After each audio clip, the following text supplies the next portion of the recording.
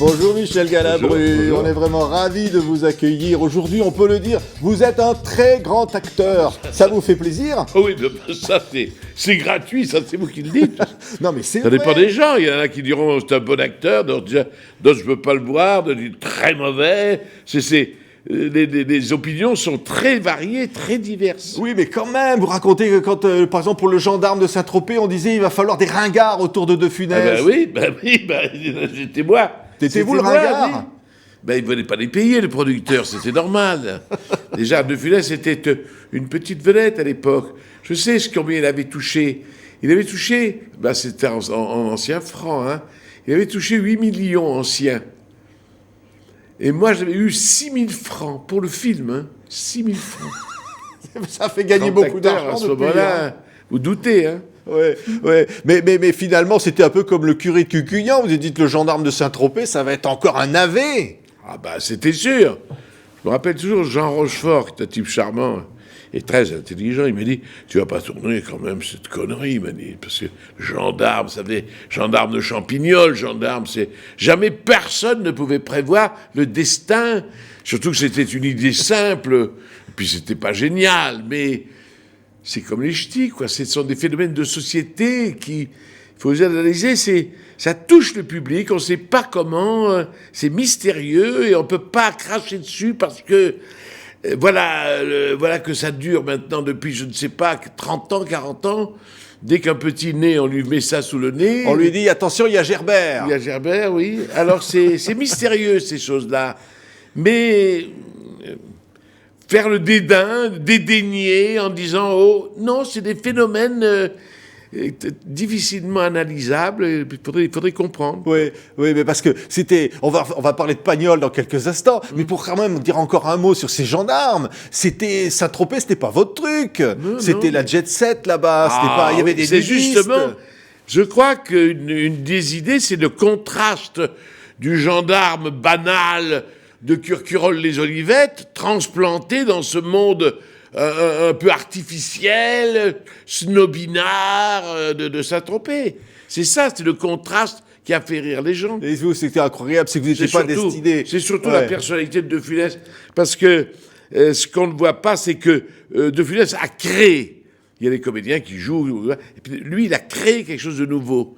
Il a créé un personnage, il a créé le français moyen qui est minable quand il est petit et arrogant quand il est puissant. Ouais. Et ça fait beaucoup rire les gens. Le succès des gendarmes, c'est De Funès, ne l'oublions pas. Et vous n'étiez pas destiné à être comédien. Papa était ingénieur des ponts et chaussées, tout ça allait bien. Il voulait pas que vous soyez comédien. Non, mon père était un grand ingénieur. Il était professeur à l'école des ponts à Paris. Hein. Il a fait le pont de Tancarville, n'est-ce pas? Alors, quand je lui disais que je voulais faire le pitre, ça lui plaisait pas du tout. Mais vous étiez déjà un pitre à l'école. Ah oui. Mais vous savez, ça ne se commande pas. On sent que les gens rient, on ne comprend pas pourquoi. D'abord, on le prend un peu mal parce qu'on dit on se fout de ma gueule, on dit qu'est-ce que j'ai fait, quoi. Le professeur ne comprend pas davantage, il vous faut un 0 parce qu'il vous croit que vous fassiez le pitre, or vous ne le faites pas. C'est les gens qui... Tout ça c'est passionnant à étudier, Mais le comique, c'est un timide, le comique. De Funès, c'était... Vous aussi, vous êtes timide. Très timide à la base, très timide. Après, avec les gens, et puis les médailles qu'on vous file, qu'on les prend de l'assurance. Mais les Césars du meilleur acteur. Voilà. Que vous avez eu. Oui. Mais De Funès était timide, il n'aimait pas les nudistes. Il était très timide et très pudique. Et justement, on lui fout des nudistes, et ça fait marrer les gens. Mais vous savez que quand il y a eu quand le premier a eu beaucoup de succès, les producteurs, qui pensent naturellement au rapport financier, ont tout de suite voulu en faire un deuxième. On en fait un deuxième, immédiatement. Et le producteur dit à De Funès, alors là, n'est-ce pas, vous serez dans un espèce de hammam, avec des filles toutes nues, et vous leur... Vous savez, De Funès s'est levé, digne et sorti. Hein. Ah oui, il voulait pas. Alors, non, il était très prude, il était catholique, c'était un pur, hein, non.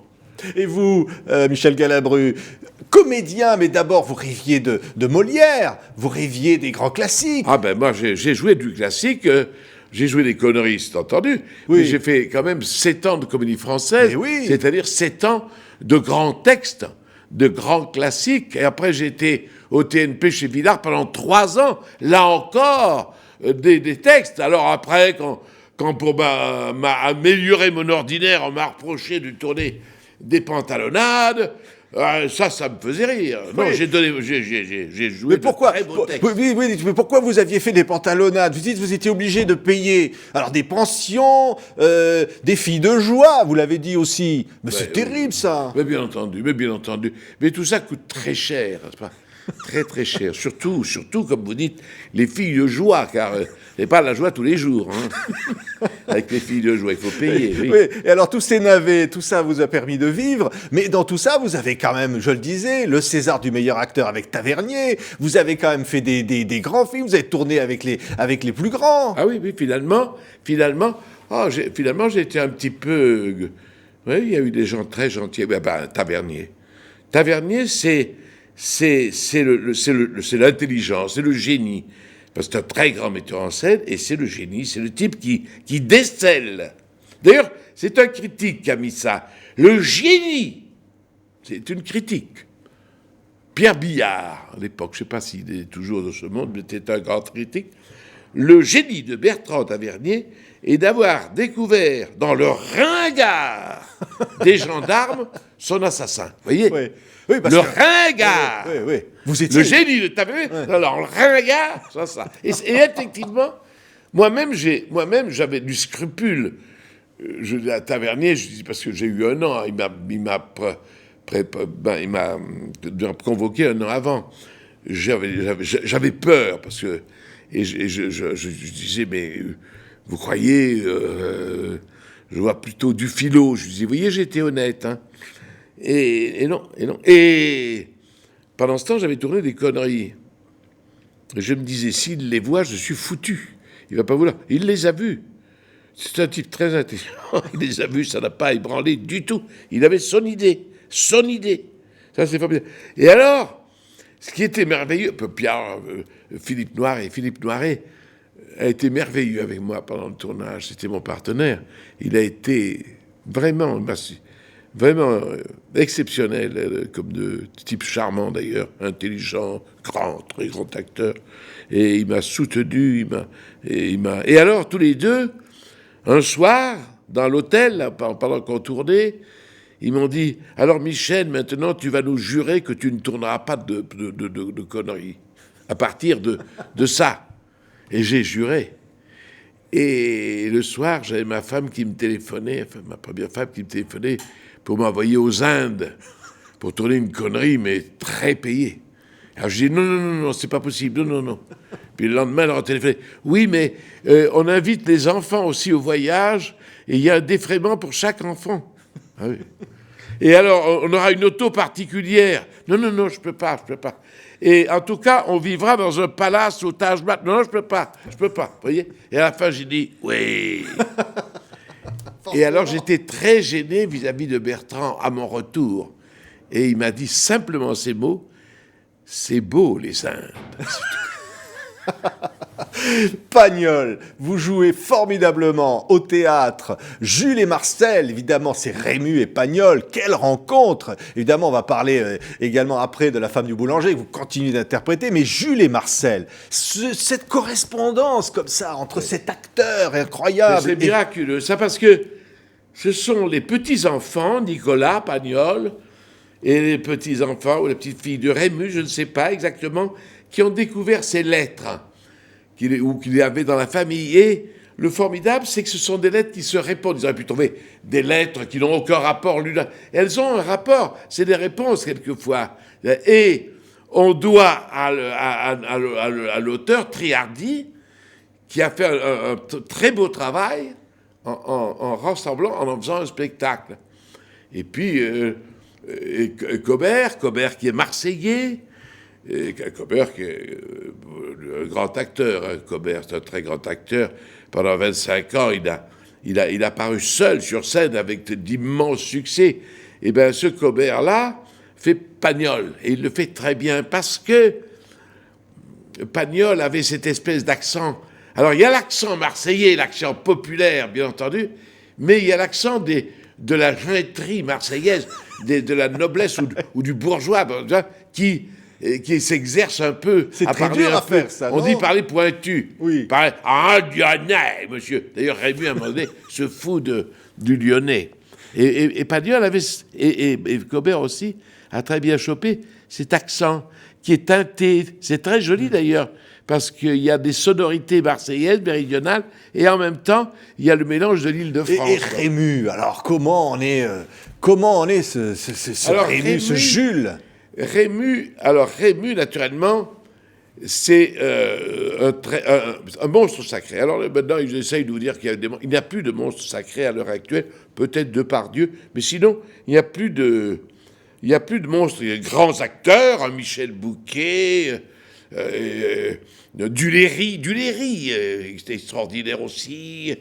Il y a beaucoup de Cassignard, je sais pas, enfin, on peut pas. Ils ne me viennent pas tout ça. Michel Bouquet, évidemment, parce qu'il est très très grand. Mais il n'y a pas, je crois, ces monstres sacrés comme j'en voyais quand j'allais à l'école à 12 ans. Là, on allait au cinéma, et on voyait qui? Eh bien, on voyait Rému, on voyait Michel Simon, on voyait Harry Bord, dont on parle moins, mais qui était très très grand. On voyait Fernandel, on voyait Jouvet, et tous ces gens-là, vous pouvez les imiter encore. Ils ne parlaient pas comme tout le monde. Ils n'étaient pas le commun des mortels qu'on peut rencontrer. Ils étaient spéciaux.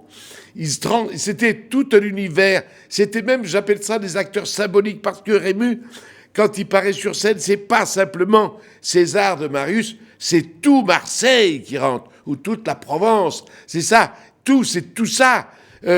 Harry Bord, quand il joue Volpone, c'est tous ces marchands de Venise, riches, arrogants, cyniques, et il les symbolise. Vous voyez ce que je veux dire? C'est ça. Comme Molière aussi dit, quand il écrit des pièces, c'est pas Monsieur Durand avare, c'est l'avare. Ça nous concerne tous parce que on a des moments d'avarice. C'est le Tartuffe, vous voyez? Et là, ces acteurs-là étaient... Et maintenant, il n'y en a plus comme ça. Même dans les rôles secondaires, nous avions des gens, on peut encore les imiter. Vous aviez Saturnin Fabre, monstrueux. Je peux vous l'imiter encore. Qu'est-ce qui a écrit, quel est le con qui a écrit ça? C'est moi, vous voyez? Il avait la Légion d'honneur, je ne disais toujours rien. Je me suis aperçu que c'était le mérite agricole. Alors j'ai foutu le camp, vous voyez? Il y avait Tissier, rôle secondaire. Est-ce possible? Je suis pas... Foutez-moi la paix, vous voyez? Il y avait ça. Il y avait Carrette. Il y avait... Rien qu'avec un... Je me rappelle, dans la Marseillaise de Renoir, il fait un petit soldat, et ben, il symbolise toute la Révolution. Ah, le duc de Bourbon, je t'en foutrais. On voyait le type anti-noble, vous voyez, dans une seule phrase qui était vraiment épaisse. Il y a Jules Berry, il y a Jouvet, une petite élève du conservatoire, toute blonde, là, toute jolie, qui au conservatoire jouait Psyché. Ça commence comme ça, Psyché, de Molière. Où suis-je? Et Jouvet, au conservatoire, et pas pour longtemps. Vous voyez encore, on peut imiter encore des gens comme ça. Sacha Guitry. Ah, mon Dieu, la voilà. Je vois ses souliers, sa jupe. Ah, merde, c'est un curé. Ah, vous voyez, il n'y a plus de gens comme ça. Vous êtes tous ces rôles en même temps, tous Michel. ces rôles en même temps. Il n'y a plus de gens comme ça. Il n'y a plus. Mais il y a vous. Non, on vous imite. On vous imite. Mais si. Mais non, pas. Arrêtons la flatterie basse. Oui, mais vous. Non. Mais quand Donc, vous incarnez, mais quand vous incarnez Rému, vous êtes Rému. Rému. Ah non. Oui. Et pas une petite imitation, un suggère Rému. Parce que moi, c'est pour ça que j'avais refusé la femme du boulanger à Marcel Pagnol lui-même. Il m'a convoqué, avenue Foch, n'oublions pas. Pour moi, c'est un titre de gloire qui n'est pensé à moi. Mais moi, je lui dis, Monsieur Pagnol, vous avez tourné avec Rému. Vous savez que vous allez être déçu, ça sera pas, c'est pas possible. Ça faisait autant refaire un Vermeer. Et il m'a dit, il a été très honnête, il m'a dit, vous avez raison. vous avez raison. C'est pour ça que je n'ai pas tourné. Et Savary, lui, alors, m'a fait truc parce que on dit, Savary te cherche. Pourquoi? Parce qu'il veut que tu joues la femme du boulanger. Non! Dis-lui non! J'ai refusé à Marcel Pagnol, je n'ai pas accepté. Et il m'a baisé parce que De Funès me l'avait dit. N'accepte jamais à déjeuner. Au dessert, tu es obligé de signer. On t'a filé des bons vins, t'as filé des gâteaux, t'as la gueule pleine, tu vois même plus personne, tellement t'as bouffé, tu signes. Et c'est ce qui s'est produit avec Savary. Ouais. Signé. D'ailleurs, Savary m'a été très habile, il m'a dit « Je me fous de Rému, je ne veux pas de numéro d'acteur. Moi, j'ai une compagnie. La boulangère partira toute nue sur un cheval blanc. » Rien que pour voir ça, j'ai dit « Merde, ça, il faut voir ça. » Ça valait le coup. Ça valait le coup, quoi. Et alors, cette pièce est universelle, parce que la femme du boulanger, c'est nous, c'est tout, c'est la vie. C'est ça qui est extraordinaire, c'est l'incarnation de la vie. Chaque fois qu'on a affaire à un auteur classique. Qu'est-ce que c'est qu'un auteur classique? C'est un auteur qui est si vrai, qui décrit la personne humaine, l'homme. L'homme, il le cerne tellement, il le décrit tellement bien, il en fait une photo tellement imprégné de vérité dans le moindre détail que ça traverse les siècles. Ce sont des œuvres qui traversent les siècles, ce sont des œuvres... Et Marcel Pagnol est un grand classique parce que il va perdurer, il va traverser les siècles. Dans 300 ans, je jouerai La femme du boulanger. Pourquoi? Parce que on ne parlera peut-être plus de pain, on aura remplacé le truc, mais le personnage du boulanger, qui est l'humanité, restera et intéressera encore parce que l'homme ne change pas. L'homme évolue, l'homme techniquement, scientifiquement, les mœurs, mais l'homme reste l'homme. On peut aujourd'hui encore s'amuser à une pièce de Plaute, n'est-ce pas? Aristophane, n'est-ce pas? On peut encore et en prendre plaisir. Pourquoi? Parce que ce sont des auteurs de génie, ce sont ce qu'on appelle les auteurs classiques. Et l'artiste, parce que vous êtes un artiste aussi quand même, Michel Galabru. Le comédien, comme les grands artistes, il cherche à toucher la vérité de l'homme. C'est ce que vous avez toujours fait dans votre vie. Ah oui, on essaye, on n'arrive pas toujours. Il y a des rôles où on n'est pas bon, on ne peut pas tout jouer. Et puis, même si vous jouez bien, ça peut arriver de temps en temps, peut choper. Il y a un camarade qui joue le même rôle. Par exemple, Tartuffe. Vous jouez Tartuffe. Vous avez bien étudié l'affaire, vous pensez que vous avez eu du succès, ça a bien marché, on vous a dit que c'était bien, vous avez senti que le public... Et puis, vous allez voir un camarade, et vous voyez des choses que vous n'avez pas vues. Vous voyez, c'est ça, la richesse du classique. C'est que chaque acteur peut jouer son Tartuffe en étant Tartuffe. Il y a le Tartuffe, et il y a les acteurs qui interprètent Tartuffe. Et chacun apporte une parcelle de vérité. C'est ça qui est passionnant dans notre métier d'acteur, quoi. Un mot encore pour dire l'attachement que le public a pour vous, Michel Galabru. Il y en a qui sont attachés, pas d'autres. Vous savez, il y a des gens, vous savez, c'est très curieux, ça, la sympathie, l'antipathie, par exemple, j'avais mon chien dans la rue. Il y avait un chien qui arrivait, il ne pouvait pas le piffer. Mais je lui dis, tu ne le connais pas. Tu ne le connais pas, tu le vois pour la première fois, tu n'as pas à l'engueuler. Il l'a engueulé, puis vous voyez notre chien, il allait le faire des amours. Vous voyez, et nous sommes un peu pareils. On ne sait pas pourquoi. Il y a une antipathie brusque pour l'un ou pour l'autre, et personne n'est épargné. Personne. Alors quand on aimait du public, non, mais d'un certain public, pas tous, c'est pas possible. Il y a des gens qui ne peuvent pas vous piffer. D'ailleurs, mais oui, parce que tout ça, j'étais reconnaissant à une dame un jour. On tournait chez elle. Puis je me mets à bavarder un peu avec elle. Au bout d'un moment, elle m'a dit, vous savez, c'est curieux parce que je ne pouvais pas vous voir, vous voyez.